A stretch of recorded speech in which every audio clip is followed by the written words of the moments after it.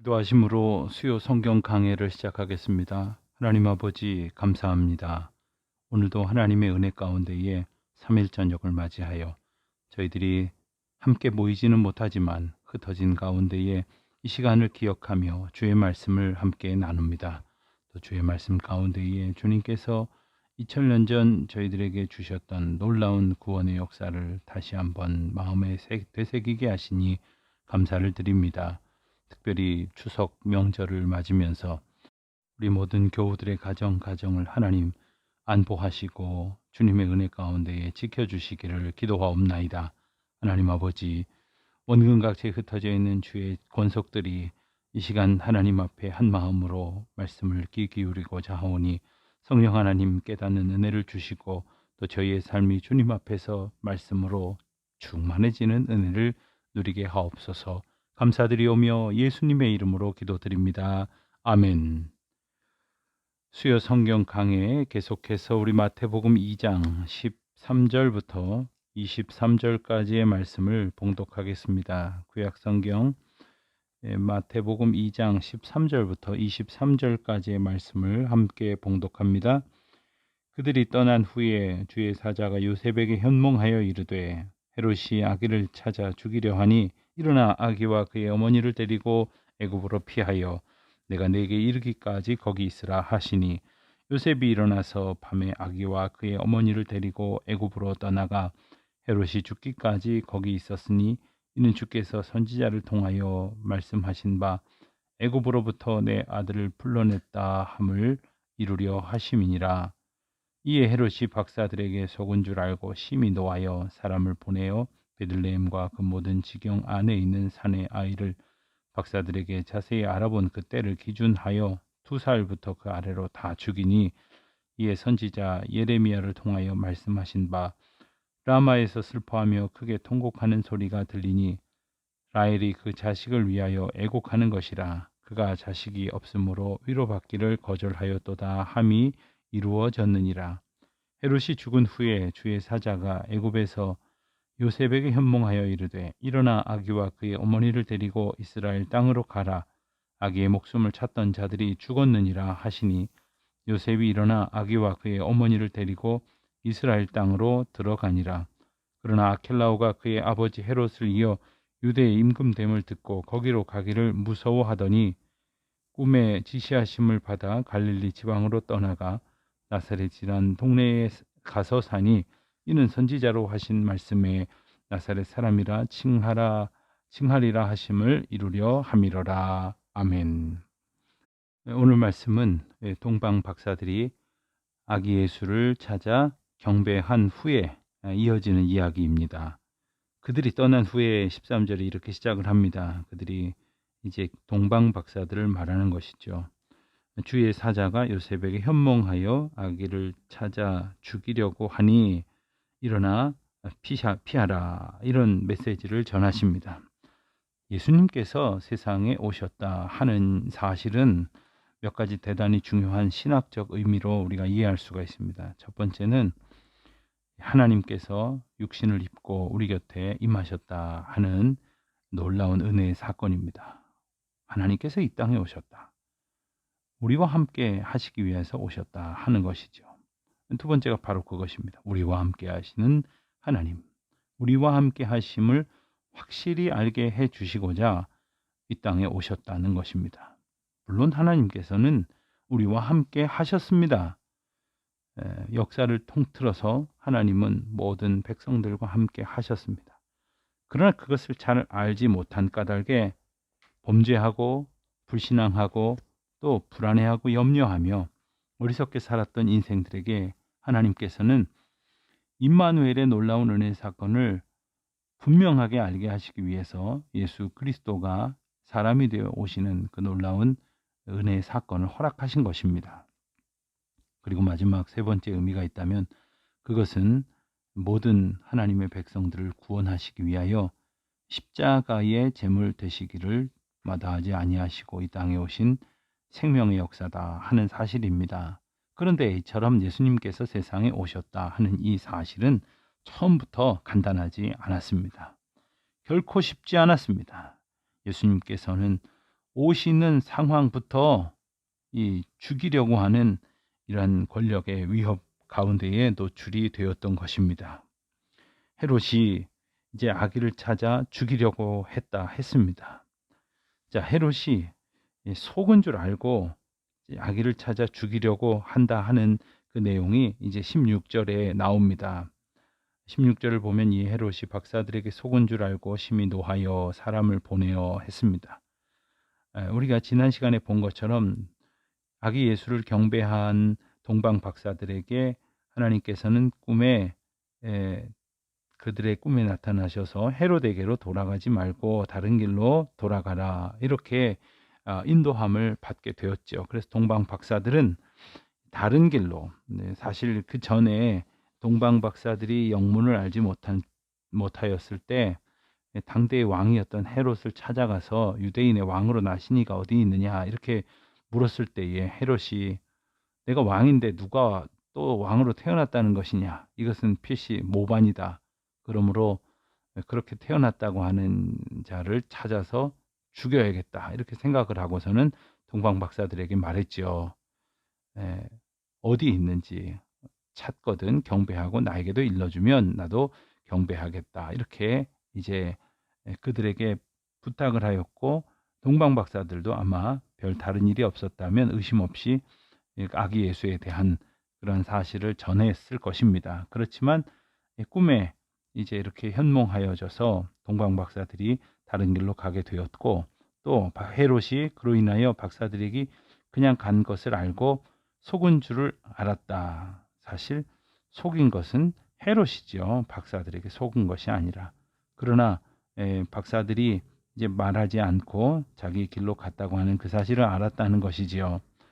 자, 그래서 사람을 다 죽이려고 했었다는 것입니다. 우리는 이렇게 생각을 할 수 있습니다. 자, 아기 예수 구원의 은혜를 베푸시기 위해서 이 땅에 오셨을 때에 수많은 또 산의 아이들이 죽어가게 된 것은 어떻게 설명을 해야 되는 것이냐. 또 이 사건을 보면서 우리는 구약에 그 모세가 태어났을 때 모세를 나일강 물에 띄워 보낸 그 모세의 가족들과 함께 그때에 이스라엘 백성들의 숫자가 늘어나는 것을 겁을 낸 애굽에서 모든 이제 사내 아이가 태어나면 죽이도록 했었던 일을 우리가 연상하게 됩니다. 사실 그때와 양상은 비슷하지만 엄밀히 따지고 보면은 그것은 일반론이었고, 이번에는 그 예수 그리스도 구원자로 오신 아기 예수를 죽이겠다고 하는 그러한 의도적인 것을 가지고 있었던 것임을 우리가 알게 됩니다.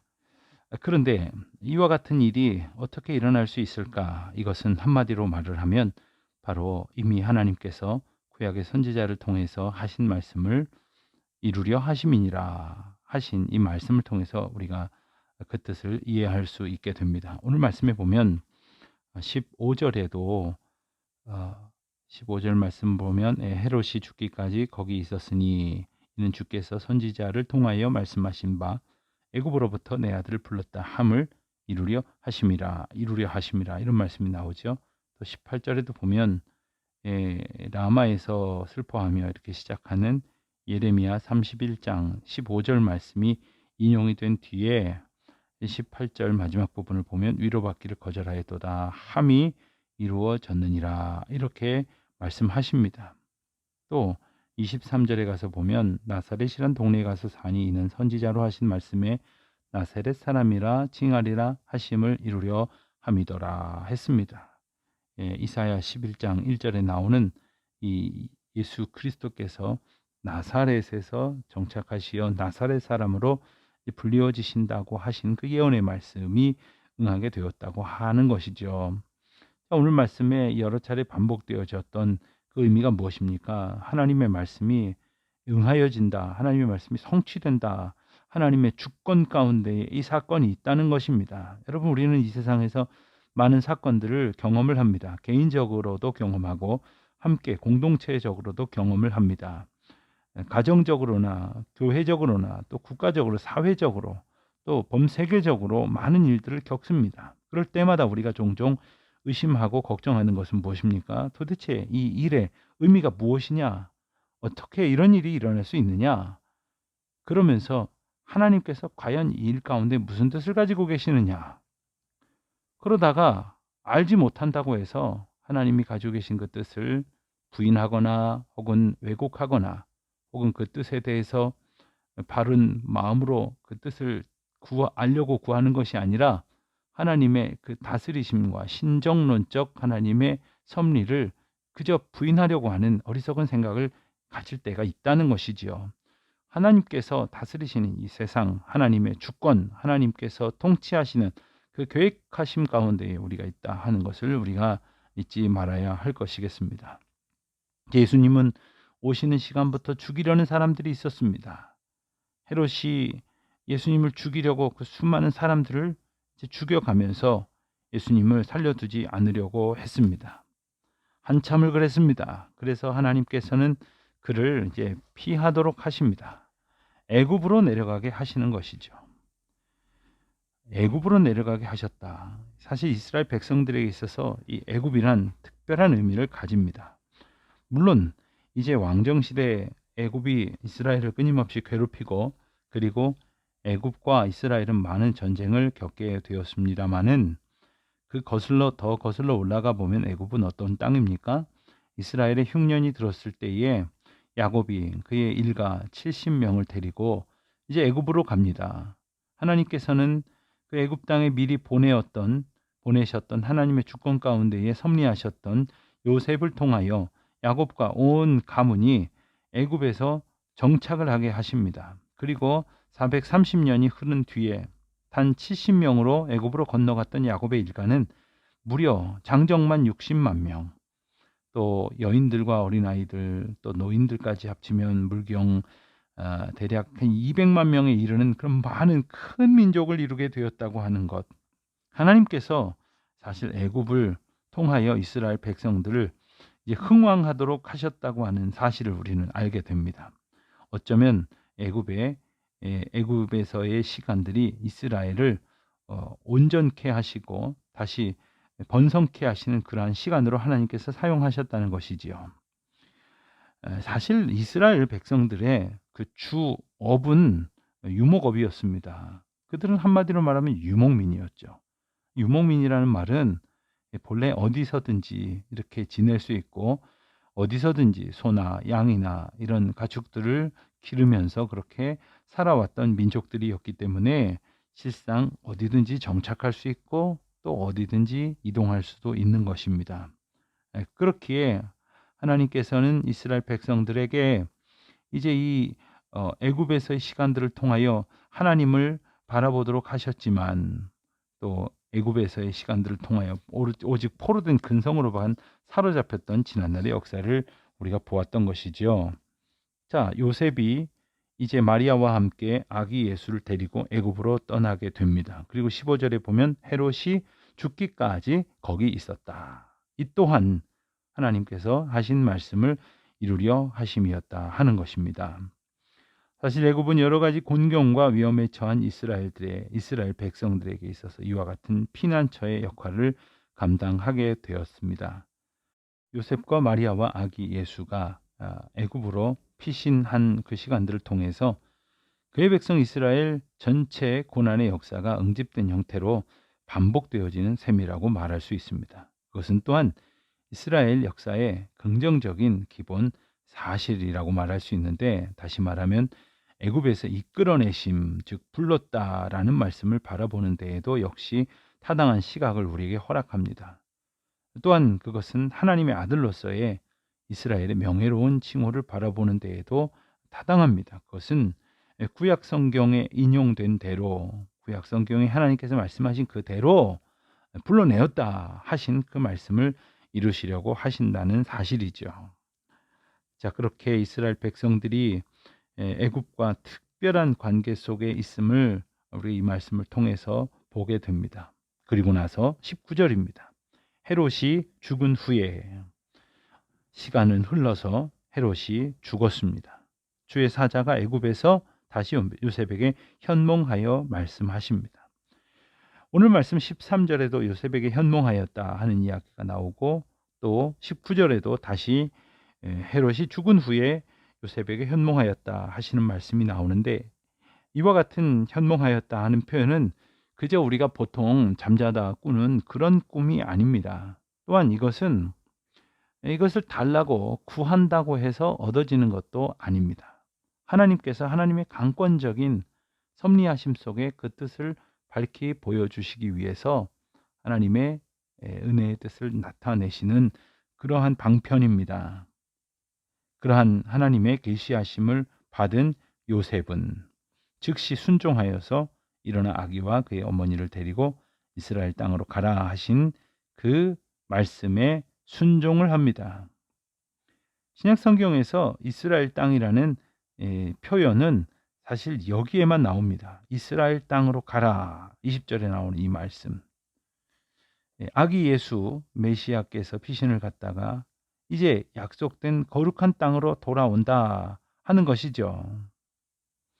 그러나 그 거룩한 땅의 심장부인 유대 지방이나 그의 본래 출생지 베들레헴이나 여기에 거처를 둘 수가 없었고, 변방 지역인 어쩌면 이방 땅과 가까워서 이 사람들이 많이 이렇게 선호하지 않는 지역이라고 할 수 있는 갈릴리 접경의 이 나사렛으로 이제 예수님의 그 정착지가 결정이 되고 맙니다. 하나님께서는 하나님의 백성들을 이끌어내시기 위해서 그의 땅을 예비하십니다. 그래서 이미 하나님께서 허락하신 그 계시의 말씀, 예언의 말씀대로 나사렛에서 이렇게 정착하게 하시는 것이지요. 예수님의 생애는 어쩌면 처음부터 나그네 삶이었습니다. 태어날 때에도 길을 떠나서 호적하러 가던 길에 베들레헴에서 태어나게 그렇게 하나님께서 인도하셨고, 또 태어나자마자도 다시 고향도 아니라 익숙한 곳도 아니라 안전한 곳도 아니라 저 애굽 땅 남의 나라에 가서 피신할 수밖에 없었습니다. 그리고는 돌아와서도 역시 고향 땅으로 가지 못하고 이제 나사렛에 가서 정착하게 되어진 것을 보면 참 여기에 예수님의 생애를 통해서 말씀하시는 하나님의 놀라운 인생들을 향한 메시지가 있습니다. 그것은 바로 우리가 본향을 향하여 하나님의 인도하심을 향하여 늘 귀 기울여 순종하고 그리고 엎드려 하나님의 뜻만을 바라고 구하는 나그네의 삶을 우리가 살아가게 된다 하는 것이지요. 이제 예수님의 이 어린 시절이 시작된 나사렛에 관한 이야기가 생략된 채로 이제 다음 시간에 보게 될 3장에 가서 보면 바로 예수님의 공생애가 시작되는 장면이 나옵니다. 예수님께서 오늘 본문 말씀 이후로부터 공생애가 시작될 때까지 그 기사에 관해서 나온 것이라고는 누가복음에 나오는 성전에 올라가신 어린 예수님에 관한 에피소드 하나뿐입니다. 다른 것들은 전해지지 않습니다. 기록되어져 있지 않습니다. 그 말은 다른 말로 하면 특별한 주목을 받지 않은 채 평범하게 살았다 이렇게 말할 수 있을 것입니다. 자, 예수님의 생애가 30년 동안이나 이렇게 주목되어지지 않고 드러나지 않고 살았던 것, 그것은 하나님께서 하나님의 때에 하나님의 방식으로 허락하실 이 땅을 향한 구원의 공생애를 시작하시기까지, 그 또한 하나님께서 허락하신 그 일반의 삶을 살게 하신 것이죠. 그 과정 속에서 하나님은 인생들을 구원하시기 위하여 이 땅에 보냄을 받은 예수 그리스도로 말미암아 인생들의 아픔과 연약함과 또 때로는 인생들의 희로애락을 통하여 그 인생들을 향하여 하나님의 말씀을 어떻게 선포해야 하실런지, 어떻게 증거하며 어떻게 나타내야 하실런지에 대해서 체험하게 하셨다 이렇게 말할 수도 있습니다. 사실 예수님께서 나사렛 출신이시다 하는 말씀을 들으셨지만 실제로 나사렛이라고 하는 이름은 성경에 구약에 특히 어디에도 언급된 적이 없습니다. 예루살렘에서 북쪽으로 약 2, 3km 정도 떨어진 곳에 위치한 이름 없는 고을이었죠. 뭐 그 전에도 그렇고 그 이후에도 유명하지도 않았고 많은 사람들에게 이제 주목받지도 못했던 곳입니다.